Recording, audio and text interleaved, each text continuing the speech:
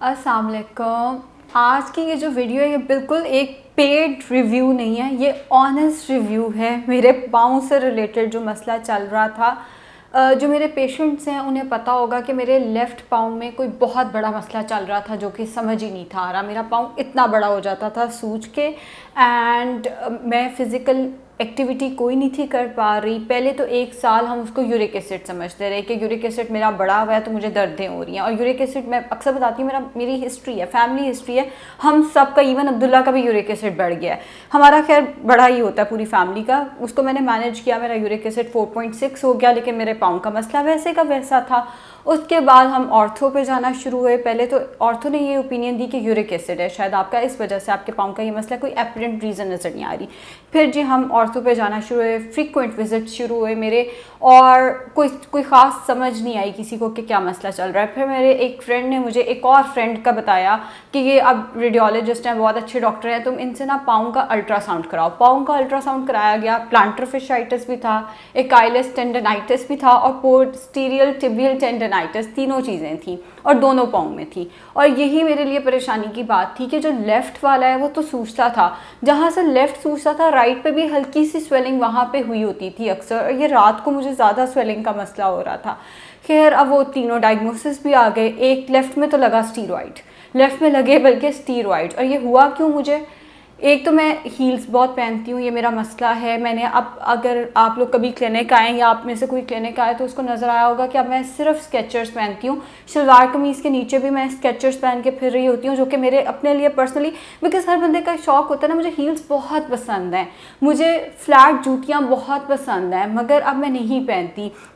खैर फिर मैंने अपने जूते, वो हुआ मुझे हील्स पहनने की वजह से, एक्सेसिव जिम करने की वजह से। और उसमें गलती मेरी ये थी कि पहले तो मैं जाती थी जी जिम, मैंने अपना वो वर्कआउट रूटीन भी आप लोगों के साथ शेयर की हुई है, बहुत पहले की बात है। उसके बाद मैंने कहा मेरे को सब आता है, जैसे वो इंडियन एक पोस्ट आती है ना, मेरे को सब आता है। तो मैंने कहा सीख तो मैंने लिया, मैं इसको घर में करूँगी। जब मैंने घर में किया तो मैं उसको, जो 20 दफ़ा करना था मैं उसको 30 टाइम्स करती थी, ये सोच के कि मैं बड़ा अच्छा काम कर रही हूँ। लेकिन उससे हुआ ये कि मेरे पाँव पे ज़ोर पड़ता गया और मेरे मसल्स जो हैं उन पे इन्फ्लेमेशन होती गई। एक तो प्लांटर फिशाइटिस तो बहुत कॉमन है, बहुत ज़्यादा कॉमन है। एकाइलस टेंडनाइटिस और पोस्टीरियर टिबियल टेंडनाइटिस के इतने केसेस नहीं होते, मगर फिर भी केसेस होते हैं। खैर ये वजूहात बनी और ये मेरा जो मसला था ये हो गया मुझे एक दफ़ा। अब उसके बाद हम उसकी मैनेजमेंट पे आए। सबसे पहली चीज़ ये थी कि मेरी फ़िज़िकल एक्टिविटी बिल्कुल बंद। जो एक दफ़ा एक कंप्लेन भी आई कि हम डॉक्टर आयशा के कमरे में गए, वो ऐसे आकड़ के बैठी हुई थी। वो आकड़ के नहीं मैं बैठी होती, मैं अपने हाथ यूँ रख के, पाँव उठा के, मेरे नीचे कुशन पड़े होते हैं, मैं अपने पाँव अब ज़मीन पे नहीं रखती, पाँव को थोड़ा सा ऊपर करके रखा जाता है ताकि ये जो मसला है ये बेहतर हो, ब्लड सर्कुलेशन थोड़ी सी बेहतर हो। ये मुझे डॉक्टर ने एडवाइस किया हुआ है। सो एक ये चीज़ की गई। फिर मुझे स्केचर्स एंड फिट फ्लॉप, इन दोनों पे ले आया गया। मैं कभी भी, अब आपको, अब फिट फ्लॉप मेरे जो है वो देखने में फ्लैट है, मगर वो फ्लैट नहीं है, वो मेडिकेटेड जूते हैं। तो ये दो मैं जूते पहनना शुरू हो गई। अपने जितने मेरे हील्स थी, जितने मेरे जो दूसरे वाले जूते थे जो मुझे बड़े पसंद हैं, जो मैचिंग भी हैं मेरे सूटों के साथ, वो सब कुछ ख़त्म हो गया। अब जो मर्ज़ी पहन लो, जौन से मर्ज़ी कलर का सूट है उसके नीचे स्केचर्स या फिट फ्लॉप ही जाएगा, चाहे वो मैच होता है या नहीं होता। दूसरी ये चीज़ की गई। और तीसरा मुझे ये कहा गया कि आपने कंप्लीट रेस्ट पे रहना है। कंप्लीट रेस्ट से मुराद ये है कि मैं किचन में खड़े होके चाय भी, अगर अपने हस्बैंड के लिए, मुझे याद है 5 सितंबर अब्दुल्ला का बर्थडे था, मेरे भाई का, और हमने बर्थडे सेलिब्रेट करने जाना था। तो मैंने कहा जाने से पहले चाय, मुझे चाय बहुत पसंद है, आप लोगों को पता ही है, चाय पी के जाते हैं। तो संडे, उस दिन मंडे था और मेरी हेल्पर किसी वजह से मौजूद नहीं थी, तो मैंने सिर्फ खड़े होकर चाय बनाई और मेरी इतनी बुरी हालत हो गई थी पाँव की, मैं आंसुओं से रोई, मुझे इतना दर्द होना शुरू हो गया। सो वो वाली मेरी फ़िज़िकल एक्टिविटी भी रोक दी गई कि आपने खड़े ही नहीं होना। चाय बनाना तो दूर की बात है, आप सिर्फ वॉशरूम से अपने ये डेस्क तक और डेस्क से वॉशरूम तक, इतनी आपकी फ़िज़िकल एक्टिविटी होगी।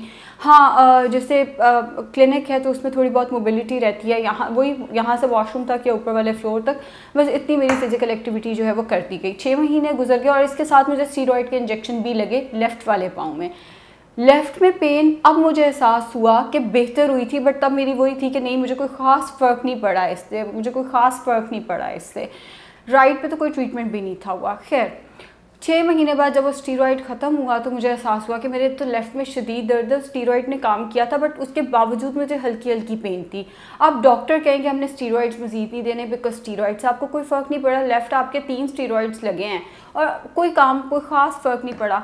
जो मेरे ऑफ एंड ऑन की चीटिंग होती थी वो ये थी कि मैं मॉर्निंग शोज़ पे जाते हुए अक्सर हील पहन लेती थी। ये बहुत रेयर था। मैंने मॉर्निंग शोज़ भी करने छोड़ दिए। आप लोग अगर मुझे इंस्टाग्राम पे फॉलो करते हैं, सिवाय पीटीवी के मैं किसी पीटीवी या सिटी 42 के मैं अब कोई शो भी नहीं करती, ताकि वो तैयार ना होना पड़े, ताकि वो दूसरी चीज़ें ना पहननी पड़े, सो एंड सो खैर वो नहीं ठीक हुआ मेरा। फिर मैंने एक दफ़ा ना अपनी आइसिंग करते हुए की पोस्ट लगाई कि मैं अपनी प्लांटर फिशाइटिस की आइसिंग कर रही हूँ। तो मुझे कांटेक्ट किया बोनीता पेन रिलीफ ऑयल वालों ने कि हम आपको अपना ऑयल भेजते हैं, आप इसको बस ट्राई कर लें। इन्होंने पहले मुझे अपना हेयर ऑयल भेजा हुआ था। दोनों हेयर ऑयल वो मैं ऑफ एंड ऑन लगाती होती थी, उनके रिजल्ट्स अच्छे थे, लेकिन जो पेन रिलीफ था उस पर मुझे एतबार नहीं था बिकॉज इससे पहले मैंने ऑनलाइन एक दो और चीज़ें देखी थी, मैंने ऑर्डर की, मैंने वो अप्लाई भी की, मुझे कोई ख़ास फ़र्क नहीं पड़ा। मैं ना पीआर के अब हक़ में नहीं होती क्योंकि वो चीज़ें आई पड़ी रहती हैं, वो पड़े पड़े ख़राब हो जाती हैं, खोलने का भी टाइम नहीं मिलता, अक्सर अप्लाई तो करना दूर की बात है। खैर मैंने सोचा कि इतनी तकलीफ़ में रहने से बेहतर है अप्लाई करके देख लेने में हर्ज भी नहीं है। सो मैंने अपना बता दिया कि ठीक है आप मुझे भेज दें, हम इसको देख लेते हैं। सो मैंने इसकी एप्लीकेशन शुरू की। इस पर लिखा हुआ था कि दिन में 2 से 3 दफ़ा आपने इसको लगाना है एंड उसका मसाज करना है जब तक वो एब्जॉर्ब नहीं हो जाता, और उसके बाद आपने इसको कपड़े से कवर कर लेना है। अब मुझे फिर से मुश्किल लगा ये कि ये बहुत लंबा काम है, ये मुझसे नहीं होगा। लेकिन मैंने क्या शुरू किया, मैंने दिन में एक दफ़ा इसको अप्लाई करके, क्योंकि पाउंड थे ना तो मैं सॉक्स पहन लेती थी, वो जो कपड़े से कवर करना था वो मुझे मुश्किल लगा। दिन में जस्ट एक दफ़ा कोई 12-1 बजे के करीब मैं इसको अप्लाई करती थी और फिर मैं इस पर सॉक्स पहन लेती थी। एंड 2 हफ्ते हुए अप्रॉक्सीमेटली मुझे ये करते हुए। बीच में मैं नथिया गली गई जहाँ पे मैं चली और सबके पाँव में दर्द शुरू हो गई। मेरा पाँव ठीक था फर्स्ट टाइम। हाँ मैंने पहने भी स्केचर्स ही हुए थे, लेकिन फिर भी बाकियों ने वो फ्लैट्स और वो दूसरे पहने हुए थे, बट फिर भी कि मेरे लिए बड़ी हैरानी की बात थी बिकॉज जब हमने जाना था तो मेरा भाई मुझे कह रहा था कि तुमने वहाँ जाके अगर तुम रोई कि मेरे पाँव में दर्द है, फिर तुम देखना मैं तुम्हारे साथ क्या करता हूँ। जितनी तुमने ट्रीटमेंट्स कराना है भी करा के जाओ, वहाँ पे हम घूमने फिरने जा रहे हैं तो इन्जॉय करना है। उससे पहले ही कोई 5-6 दफ़ा मैंने ये कंसेक्टिवली अप्लाई कर लिया हुआ था। उसके बाद से ना मेरा इस पे ज़रा यकीन भी बढ़ गया कि हाँ ये मेरे पे काम कर रहा है। सो वापस आके मैंने इसकी एप्लीकेशन शुरू की एंड यकीन करें वाकई मैं सच बोल रही हूँ, मुझे बहुत फ़र्क है, मुझे वाकई ही फ़र्क है। हालांकि मुझे फ़र्क नहीं था पड़ा, मुझे स्टीरॉइड से भी कोई ख़ास फ़र्क नहीं था पड़ा। मेरी अपनी भी गलतियाँ थी, of and on cheating, heels पहन ली, ये सारा कुछ। अब मैंने वो भी रोका हुआ है, बट वो तो मैंने फरवरी से ऑनवर्ड्स रोका हुआ था। स्केचर्स ही चल रहे थे फरवरी से ऑनवर्ड्स, मेडिकेटेड शूज़ ही चल रहे थे, मगर उसके बावजूद मुझे दर्द था और इससे मुझे फ़र्क पड़ा। ये जो इनका हेयर ऑयल है ये मैंने लगाया है, इसको मैंने वैसे जैसे एक होता है ना आप कंजेक्टिवली लगाते हो, जैसे ये तो मैं डेली लगाती हूँ ना, तो इसका तो मैं आपको पक्का बता सकती हूँ। ये जब मुझे याद आ जाते हैं ना दोनों, मैं तब लगाती हूँ, और वो भी अगर मेरी हेल्पर अवेलेबल हो तो। संडे को वो होती नहीं। आम दिनों में ये होता है कि मैं ऑयलिंग करके क्लिनिक आती नहीं हूँ, नहाने का टाइम नहीं होता ऑयलिंग करने के फ़ौरन बाद, क्योंकि सुबह उठ के शॉवर लेना होता है वगैरह वगैरह। सो इन पे मैं सुस्ती कर जाती हूँ दोनों पे, आई विल बी ऑनेस्ट। लेकिन ये मैंने बाकायदगी से इस्तेमाल किया और इसके रिज़ल्ट्स की मैं आपको 100% गारंटी दे सकती हूँ।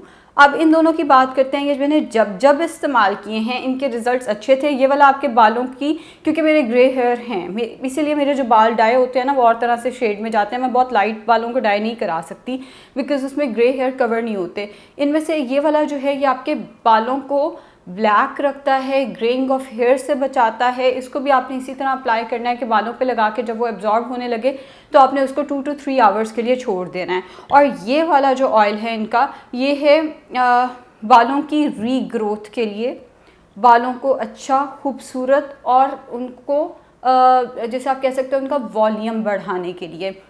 ये वाला जो ऑयल है ये कॉम्बिनेशन है बहुत सारे ऑयल्स का। मैंने नोट्स बनाए हुए थे, मैं आपको पढ़ के बता देती हूँ बिकॉज इतने ऑयल्स थे कि मैं खुद भूल जाती थी। इसमें डला हुआ है almond oil, black seed oil, olive oil, sesame oil, coconut oil, mustard oil, flaxseeds oil, gooseberry oil, Neem oil, castor oil, coriander oil, aloe vera oil, fenugreek oil, vitamins and minerals. अच्छा इसकी वीडियो बड़ी interesting थी। इसकी ये जब उन्होंने भेजा ना, उन्होंने मुझे साथ एक वीडियो भेजी कि ये देखिए हमने एलोवेरा प्लांट खोल के उसके अंदर अपनी जड़ी बूटियों को रखा है कुछ अरसे के लिए, और उसके बाद उसको कवर करके फिर हमने उसको पका के किसी तरह ऑयल बनाया, जो कि बड़ी इंटरेस्टिंग थी।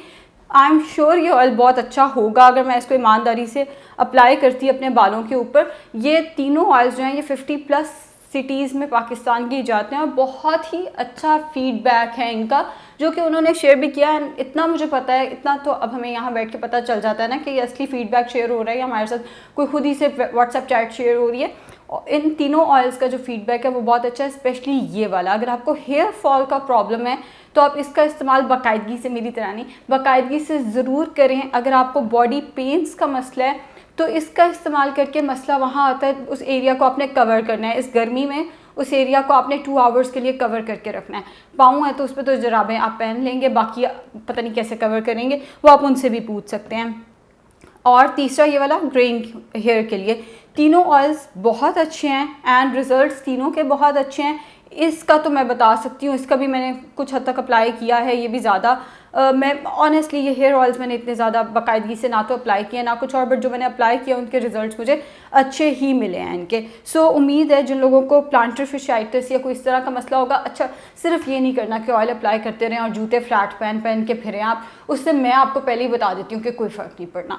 प्लांटर फिशाइटिस हो गया, ये जो मसल्स के मसले होते हैं, हमारे इन्फ्लेमेशन हो जाती है, सबसे पहला स्टेप होता है मेडिकेटेड जूतों के ऊपर आएँ, थोड़ी सी आइसिंग में। लेकिन आइसिंग भी मैं खैर कब से कर रही हूँ, मैं रोज़ अपने पाँव की आइसिंग भी करती हूँ। और मैं ठंडी पानी की बोतल, जैसे कोई ऐसी बोतल मैंने फ्रीज़र में रखी हुई हैं 2, उनको पाँव के नीचे रोल भी डेली बेसिस पे फरवरी से ऑनवर्ड्स, चाहे सर्दी हो चाहे गर्मी हो, मैं वो रोल भी करती हूँ इसके साथ। ये 2 चीज़ें मैं डेली बेसिस पे करती हूँ, साथ में मेडिकेटेड जूते और ये वाला ऑयल। एंड इसको मैं बाकायदगी से आज से पक्का इस्तेमाल करूँगी। एंड उम्मीद है अगर आपका हेयर फॉल का मसला है, उम्मीद है अगर आपको बॉडी पेन्स का मसला है, अगर आपके बाल जल्दी वाइट हो रहे हैं तो आप इन तीनों ऑयल्स का इस्तेमाल कर सकते हैं। इनकी बड़ी अच्छी डील्स भी आई होती हैं, अक्सर लगी हुई होती हैं। आप इनका इंस्टाग्राम पेज विजिट कर सकते हैं, इनकी डिटेल्स भी मैं शेयर कर दूँगी। शुक्रिया।